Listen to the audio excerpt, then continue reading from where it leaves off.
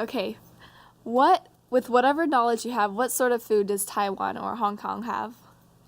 I know that both are pretty big on seafood because of the proximity to the ocean. And the one thing that I think is would be considered a difference would be the difference between dim sum styles.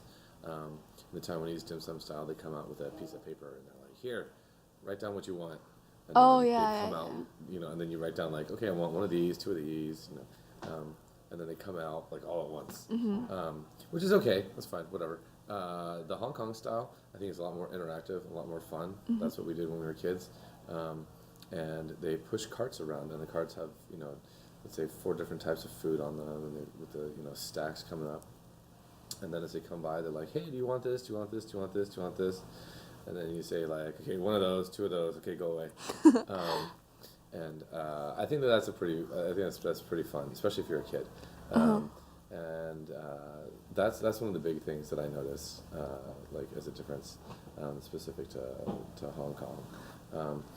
Probably my guess, and I'm not 100% sure about this, but my guess would be that Hong Kong will be a little bit more diversified in terms of the styles of food, just because it's such a like powerful dragon in the world economy that they probably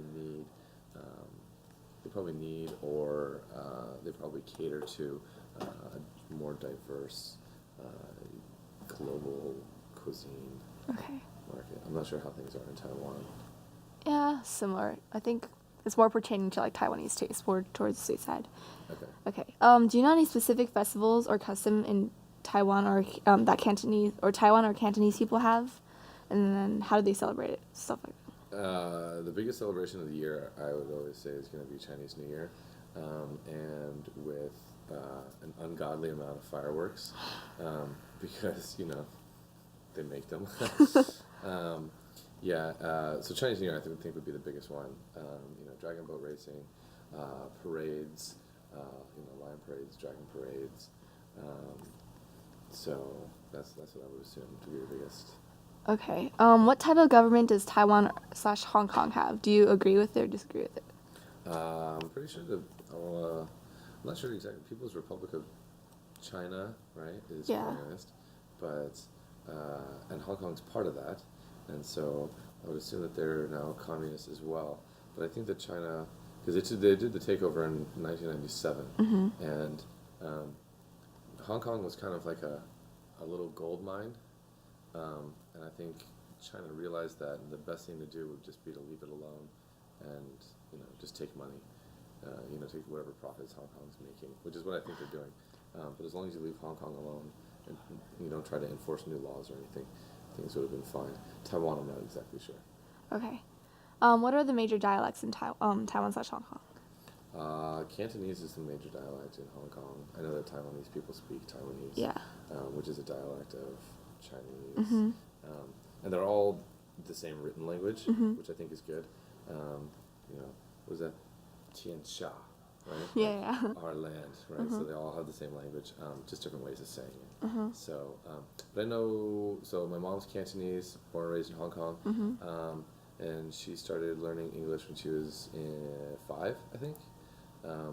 But I think that she also knows enough Mandarin to get by. So Mandarin's it's not like necessary. It's kind of like a minority. Most people speak Cantonese. In Hong Kong, yeah. And they're definitely, obviously Hong Kong and Canton, that southern region would be Cantonese. The more northern areas are Mandarin. And what is the education system in Taiwan / Hong Kong? I would say the education system is strict, and corporal punishment, and math and science, and 370 days a year, and it's pretty intense.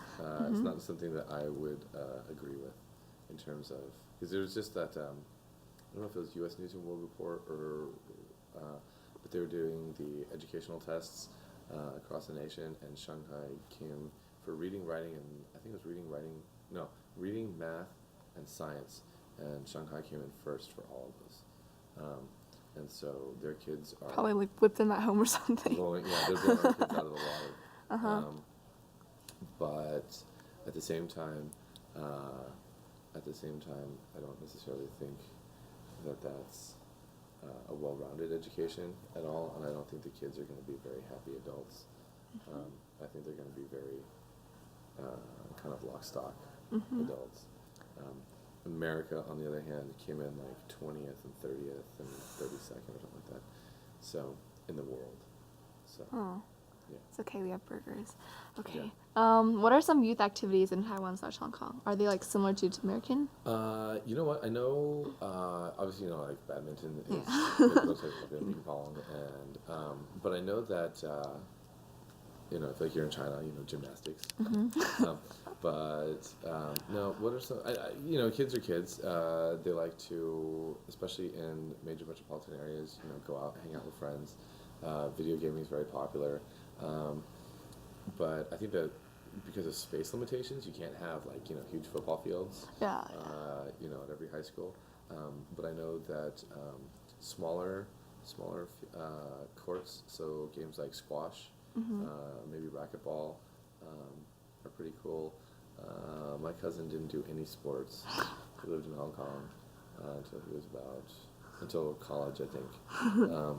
He didn't do any sports. He built models, kind of like, like really little. Like the spacious stuff, elaborate. Anime character models. Oh, Gundam and all that stuff. Yeah. So he wasn't very popular. Okay. Yeah. All right. I think that's it. Okay. Thank you. No worries.